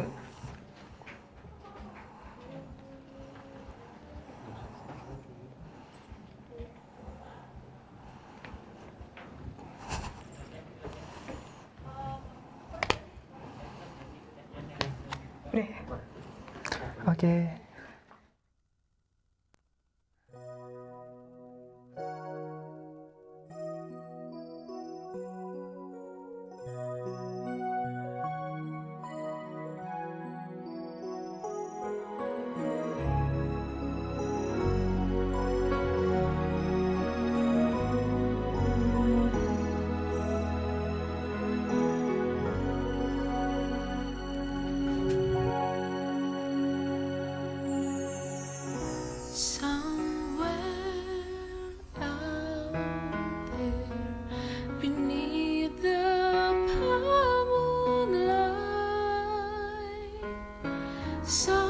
Someone's thinking of me and loving me tonight.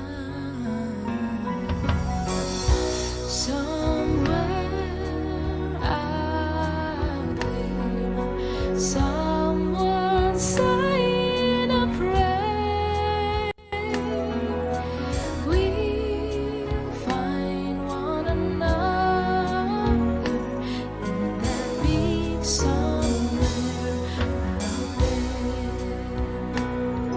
And even though I know how very far apart we are, it helps to think we might be wishing on the same bright star. And when the night wind starts to sing a lonesome lullaby, it helps to think we're sleeping underneath the same